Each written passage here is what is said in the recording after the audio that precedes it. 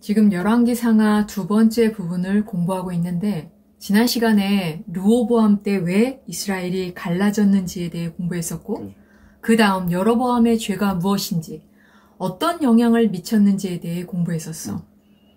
열왕기상하는 통일 왕국이었던 이스라엘이 북이스라엘과 남유대로 분열된 이후부터 북과 남의 역사를 기록했는데 북이스라엘 왕들에 대해 얘기했다가 남유다 왕들에 대해 얘기했다가 이렇게 북과 남의 역사를 왔다 갔다 교체하며 전개해 나가고 있어.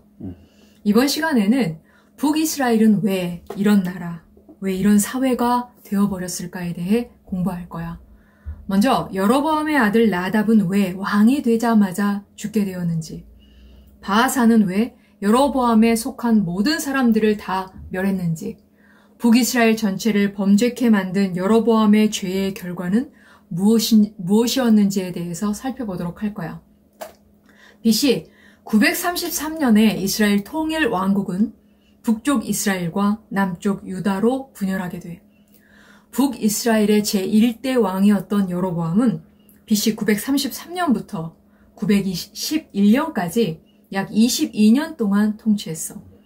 여로보암이 죽고 열왕기상 15장 25절에 유다의 아사왕 둘째 해에 여로보암의 아들 나답이 이스라엘 왕이 되어 2년 동안 이스라엘을 다스리니라 라고 여로보암의 아들인 나답이 왕위에 오르지만 2년 동안밖에 통치하지 못했어. 북이스라엘 제2대 왕 나답에 대해 열왕기상 15장 26절에 그가 여호와 보시기에 악을 행하되 그의 아버지의 길로 행하며 그가 이스라엘에게 범죄하게 한 그 죄 중에 행한지라 라고 짧은 통치 기간 동안 아버지의 죄를 그대로 따라했던 사람이라고 말하고 있어.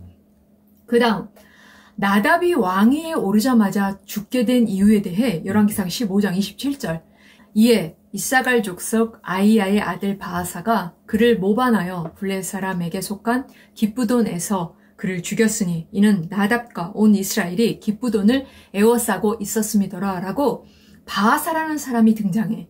바하사는 나답의 신하로 이사갈 지파 사람이었고 그의 아버지는 아이야였어.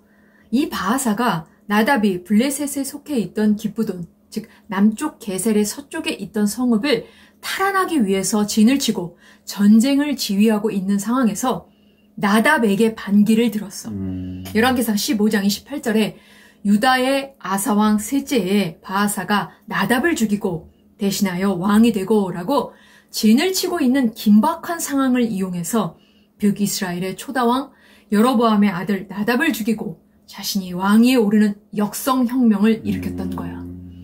바하사는 나답 왕의 세력이 더 커지기 전에 반란을 일으켜 왕위에 오른 후에 열왕기상 15장 29절에 왕이 될 때에 여로보암의 온 집을 쳐서 생명 있는 자를 한 사람도 남기지 아니하고 다 멸하였는데 여호와께서 그의 종 실로 사람 아이야를 통해 하신 말씀과 같이 되었으니 라고 자기를 대적할 만한 모든 사람들을 잔인하게 죽였어. 다 제거한 거야.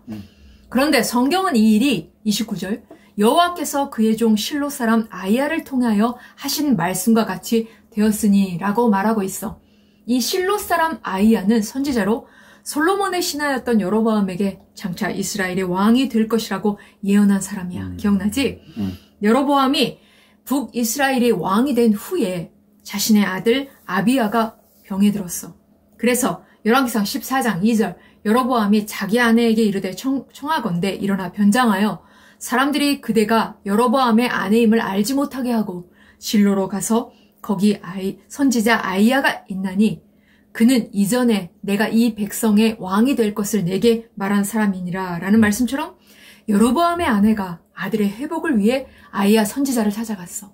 그런데 하나님께서는 열왕기상 14장 7절 가서 여로보암에게 말하라 라고 아이야 선지자를 통해 14장 9절 내 이전 사람들보다 더 악을 행하고 가서 너를 위하여 다른 신을 만들며 우상을 부어 만들어 나를 노엽게 하고 나를 내 등 뒤에 버렸도다 라고 하시면서 장차 여로보암이 어떤 벌을 받게 될 것인지 미리 말씀하셨어.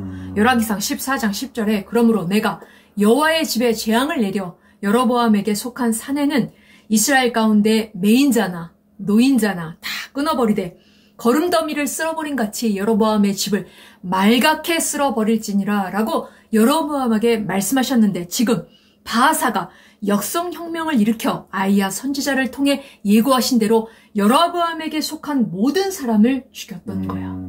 나아가 열왕기상 15장 30절에서 이렇게 된 이유에 대해 다시 한번 명확하게 말씀하셨는데, 이는 여로보암이 범죄하고 또 이스라엘에게 범하게 한 죄로 말미암음이며 또 그가 이스라엘의 하나님 여호와를 노엽게 한 일 때문이었더라 라고, 여로보암의 죄 때문이라고, 전 이스라엘을 범죄케 했기 때문이라고, 죄로 몰고 갔기 때문이라고 하셨어. 하나님께서는 열왕기상 11장에서 아이야 선지자를 통해 여로보암이 10지파의 왕이 되어 어떻게 해야 할 것인지를 가르쳐 주셨어.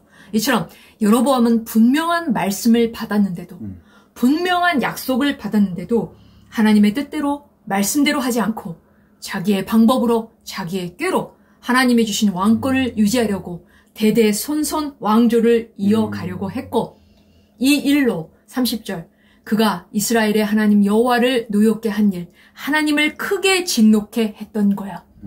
이처럼 철저히 하나님 앞에 반역한 결과 누가복음 12장 46절 생각하지 않은 날, 알지 못하는 시각에 그 종의 주인이 이르러 엄히 때리고 신실하지 아니한 자의 받는 벌에 처하니라 라고 말씀하신 대로 불과 24년 만에 여로보암의 집안은 완전히 멸망당하는 큰 심판을 받게 되었던 거야. 열왕기상 15장 33절에 바하사가 여호와 보시기에 악을 행하되 여로보암의 길로 행하며 그가 이스라엘에게 범하게 한 그 죄 중에 행하였더라 라고, 바하사뿐만이 아니라 북이스라엘 모든 왕조가 여로보암의 길로 행하며 라고 여로보암의 죄를 답습함으로 이런 반란의 재앙이 북이스라엘에 계속 일어나게 돼. 먼저 여로보암의 집안은 바하사에게 완전히 멸망당했고, 여로보암의 길로 행했던 바하사 집안 역시 그의 아들 엘라 때 바하사 왕조가 2대까지밖에 못 가고 25년 만에 시므리라는 사람에게 멸망당하게 돼. 하지만 시므리는 7일 만에 바하사의 아들 엘라 왕의 군대 장관이었던 오므리에게 디르사 왕궁에 불이 나서 그 불 속에서 죽고 말았어. 이렇게 제4대 왕조인 오므리 왕조가 세워져. 이처럼 앞으로도 북이스라엘 나라에 이와 같은 역성혁명이 계속되어져서 북이스라엘 200년 역사 동안 9개의 왕조가 세워지게 돼.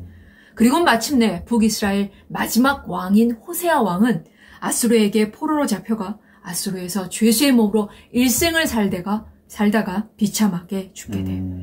북이스라엘이 이렇게 된 이유에 대해 성경은 열왕기상 15장 30절 이는 여로보암이 범죄하고 라고, 여로보암의 죄 때문이라고, 34절 여로보암의 길로 행하며 라고, 여로보암의 길로 행했기 때문이라고 말하고 있어. 그렇다면 도대체 여로보암이 어떻게 했길래 바로 열왕기상 15장 30절 또 이스라엘에게 범죄하게 한 죄로 말미암으며 라고 전 이스라엘로 범죄케 악을 행하게 했기 때문이라고 말하고 있어. 만약 여로보암이 하나님께서 하신 약속을 믿고 하나님의 명하심에, 즉 말씀에 순종했다면, 그래서 이런 여로보암의 길을 만들었다면, 다시 말해서 말씀대로 고린도전서 9장 9절 모세의 율법에 곡식을 밟아 떠는 소에게 망을 씌우지 말고 기록하였으니 하나님께서 어찌 소를 위하여 염려하심이냐라고 우리를 위해 말씀하신 것처럼 연약한 사람을 하나님 말씀대로 돌보았다면,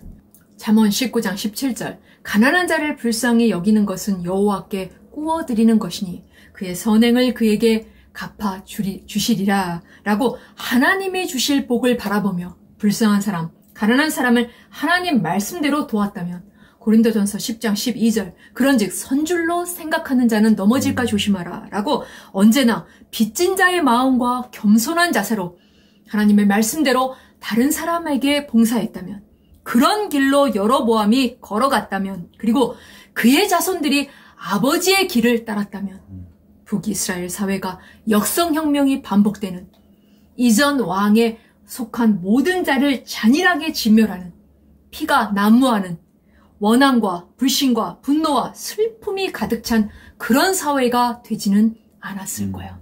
그러니 우리가 하나님의 말씀에 순종하고 살아가는 것이 사회에 어떤 영향을 미치는지, 얼마나 중요한 것인지 북이스라엘의 역사를 통해 다시금 깊이 생각해 보아야 할 것이야. 알겠지?